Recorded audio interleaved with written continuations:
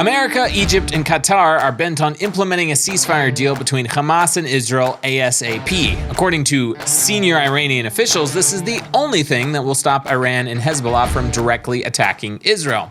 The problem is, there's really no ceasefire arrangement that will bring about peace in this very volatile region. Do you know who has scuttled every potential agreement in the last 10 months? Scratch that. Last 20 years. Do you know who's the attacker and who's the defender in the current war that is going on here in Israel? U.S. Special Envoy Amos Hochstein made a shocking statement this week when he said that there's no longer any excuse from any party for further delays in reaching a ceasefire agreement with Hamas and Gaza. Any excuse from any party? Well, I could think of a few. Let's talk about that today. This is what the media will not be telling you. I'm Luke Hilton. This is the Israel Guys. Welcome to the Israel Guys, where we believe that in a world of anti-Israel propaganda and Jew hatred, you should have a direct connection to the land and people of Israel. Guys, we'd love it if you subscribe, but if you know what's happening on this particular big platform, you might want to head over and subscribe on one of our alternative platforms. I'm talking Rumble, X, or Twitter, if you prefer to still call it that, Spotify, Apple Podcasts, Google Play. We're on all of those other platforms, and on those platforms, we're not experiencing any censorship. We did not have a video taken down from any of those platforms this week, and we're not being restricted on any of those platforms. So even though they're smaller than our main platform, we are promoting and publishing all of those platforms. So if you would go over there, subscribe on whatever your favorite platform is, Rumble, Twitter, your podcast platform, follow us, leave us a review, those types of things. Would very much appreciate it, because there may come a day when we're not available on this platform anymore, and I will leave it at that. So we're talking about a potential ceasefire deal between Israel and Hamas in Gaza, and obviously you probably know that officials are scuttling around the world, or scurrying around the world, trying to reach a deal as quickly as possible, because according to senior Iranian officials, that's the only thing that's going to stop Iran from attacking Israel, and presumably also Hezbollah, because Hezbollah is just a proxy of Iran, right? So according to Israel Real Time, a breakthrough deal is expected between Israel and Hamas. According to U.S. officials, a significant breakthrough in the deal is anticipated. The framework proposed by President Biden, which was back in end of May, by the way, has supposedly been accepted by Israel and Hamas. Currently, the final details of this agreement are being discussed in Qatar, also Beirut, by the way, as reported by the U.S. State Department. Additionally, the Prime Minister of Qatar has communicated with the acting Foreign Minister of Iran, informing him about the ongoing negotiation talks in Doha. Now, I say that because here's what I think is what is actually happening. And by the way, just a quick recap, right? Biden presented a plan back in May. The details were a little bit wonky and crazy. There was some flawed reporting that came out that Israel rejected or accepted the plan. The U.S. announced right before, I believe it was right when Shabbat was starting here, that Israel just carte blanche accepted the plan. Israel came back and said, no, we don't.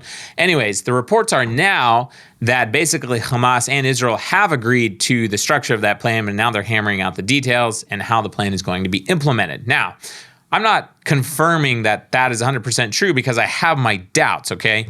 And there's things that are happening behind the scenes that the media is not going to tell you about this, okay? So here you go. The other thing is that there have been other deals been like thrown out there, put forward since May, and, you know, some more preposterous, some less preposterous. Hamas says, no way, we're doing deals, you know, that type of thing.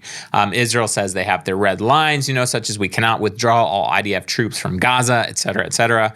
But presumably, the deal that they're supposed to be working on right now, and you have Egyptian, you have Qatar, and you have Israeli and American officials all in Qatar this week trying to hammer out a deal and get it arranged, right? By the way, guess who's missing from those negotiation talks? Hamas, right? Also Iran, and Hezbollah. The bad guys don't even want to come to the table, but don't worry, Qatar said they'll keep Hamas informed and let them know what they're supposed to be doing after the talks conclude. But presumably, a deal would look something like this. Release of the remaining, the numbers are not confirmed, between 111 and 115 hostages still in Gaza. I believe 33 of those have been confirmed already dead by the IDF, obviously after 10 months in captivity. It's very unclear how many hostages are still alive, but possibly 75, 76 hostages are still alive in Gaza, and Israel wants to get those hostages released as quickly as possible. Now, you should know there's multiple phases to this presumed plan, right? Phase 1, which is a 6-week period, only includes the release of about 33 hostages, right? And then, by the way, this is not a permanent ceasefire. Between phase 1 and phase 2, they want to negotiate a permanent ceasefire while there's still a whole bunch more hostages inside Gaza. So here's Hamas and Qatar coming to the table saying, we'll let 30-something hostages go right away, and then we got to talk about more plans to see if we want to release any of the rest of the hostages, which is just crazy because the problem is that Hamas won't hold up their end of the deal. They never have before. The rest of the hostages very likely would not be released in the second phase, which would be after 6 weeks, which is just crazy, right? And Hamas will definitely, 100% guaranteed, break the ceasefire by firing rockets at Israel. I don't think there's ever been a time period where, in the last 20 years, where Hamas has been under a ceasefire agreement with Israel where they did not fire rockets at Israel from Gaza of some sort by some number at some point, okay?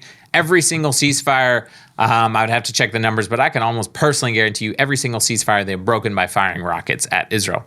Okay, all that to say, these officials from America, who's very determined to get a ceasefire put in place because it'll probably look really good for them in the upcoming elections for the Democratic Party. Qatar is like the mediator for Hamas and apparently Iran and Hezbollah.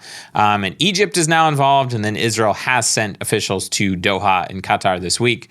And Hamas, absent. Hezbollah, absent. Iran, absent, because they don't care about a ceasefire at all. All they care about is getting some kind of deal where Israel will withdraw their forces from Gaza. Israel will let Hamas rebuild, and they don't have to give up very many hostages, okay? We are living in incredible times when prophecies that our parents and grandparents only studied are actually coming to pass. They're coming alive before our eyes. Every day, prophecies are being fulfilled as Israel takes center stage. But to truly understand these events, you need a Bible that explains God's obsession with the land and people of Israel. That's why you need the Israel Bible. It is an amazing Bible that's translated directly from the original Hebrew into accurate modern English while retaining the soul and the essence of the ancient text.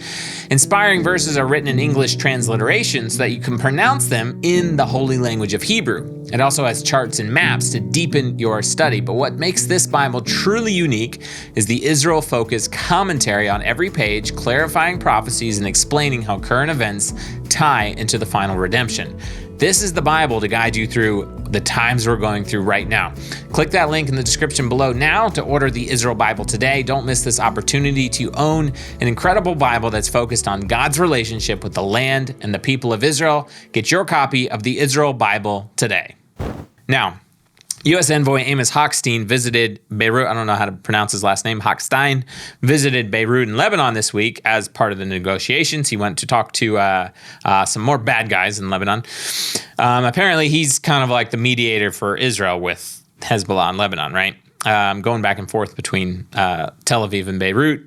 And he visited with what they called a key Hezbollah ally. By the way, his name is Be'eri, which is one of the 4 most horrifically affected communities on October 7th along the Gaza border, where there's a massacre of over 100 people. He immediately, when he landed in Beirut, made this statement. He said, quote, "There are no longer any valid excuses from any party for further delays in reaching a ceasefire agreement with Gaza and Hamas." Now that is just preposterous, because when Hamas keeps saying, only ceasefire we'll agree to is if Israel withdraws all forces from Gaza. Only ceasefire we'll agree to is if Israel releases thousands of terrorists from Israeli prisons. That's just crazy, okay? He also said, quote, "The more time goes by of escalated tensions, the more the odds and the chances go up for accidents, for mistakes, for inadvertent targets to be hit that could easily cause escalation that gets out of control."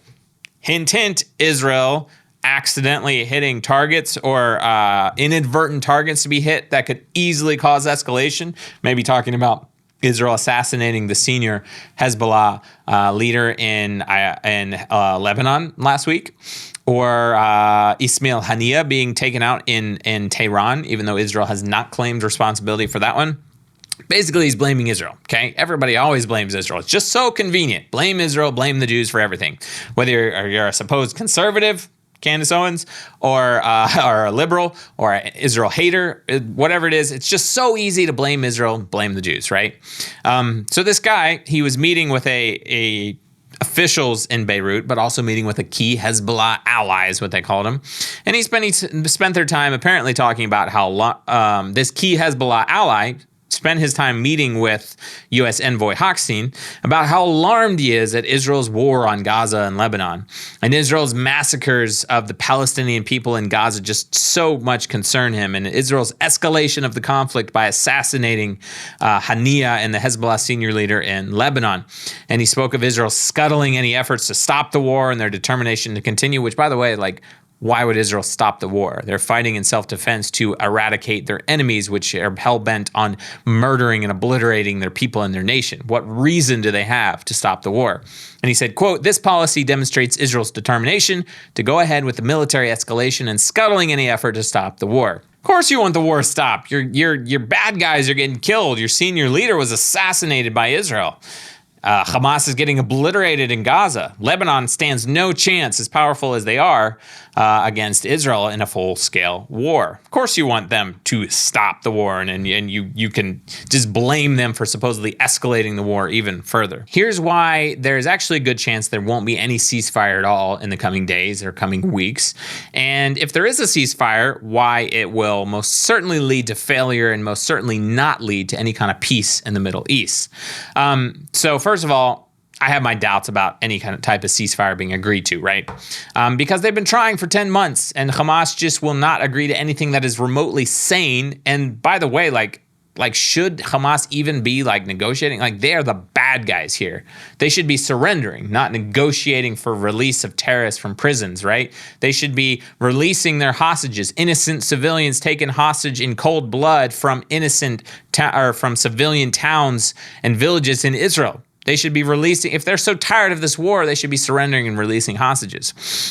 But if there is a ceasefire deal, it most definitely will mean that Israel has compromised, and on some level, there has to be compromise if Hamas is going to agree to this deal, right? They're probably going to release convicted terrorists from prison in exchange for a ridiculously disproportionate number of Israeli hostages, whether dead or alive. They're already throwing out the number of 30 Israeli hostages, and I haven't heard numbers of terrorists, but the last time they were talking about a potential deal, it was thousands, 5,000 terrorists in exchange for dozens of Israeli hostages. How does that even work, right?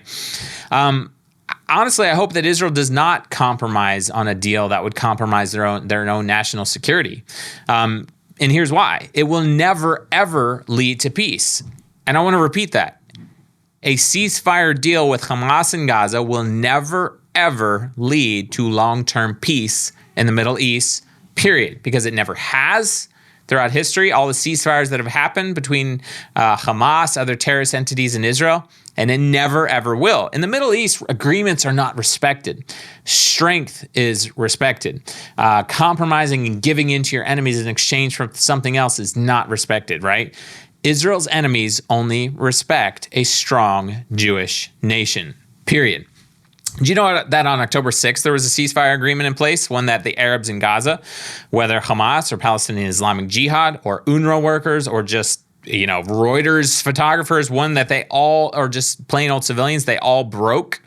On October 6th, there was a ceasefire agreement in place. October 7th, civilians, non-civilians, they all broke that ceasefire agreement on the 7th.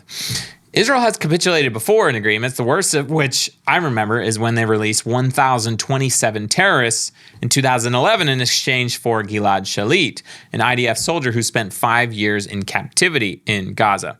Guys, bottom line is that there is no ceasefire agreement that will lead to peace in the Middle East. Psalm 75, I was reading yesterday, I came across this verse. It says, "All the horns of the wicked I will cut off, but the horns of the righteous shall be lifted up." You guys need to make sure you hear this very clearly. Israel is the righteous, moral nation in this scenario. And Hezbollah, Iran, Houthis in Yemen, Hamas in Gaza, Palestinian Islamic Jihad, the list goes on and on, are the wicked. And God promises their horns are going to be cut off. The enemies of the Bible, the enemies of God, the enemies of Israel, the enemies of morality, the only option here and the only answer and solution is that they should surrender, return the hostages, and lay down their arms. Then, as people who believe in the Bible, they should recognize the God of Abraham, Isaac, and Jacob. And then, you know what? There would be peace. If the enemies of Israel recognize the God of Abraham, Isaac, and Jacob, there would be peace in the Middle East. Funny, because it seems like I've read about this exact scenario in the Bible somewhere, maybe in the prophets, like Zechariah, maybe even Isaiah, right? Guys, don't forget to pick up your own copy of the Israel Bible. Just click that link down in the description below. Let me know what you think about this topic in the comment section. And don't forget to subscribe. You're on either on this platform or Rumble or your favorite listening or viewing platform out there on the internet. As always, stop listening to the lies and propaganda and connect with the truth of what is happening in Israel. We'll be back very soon here at the Israel Guys.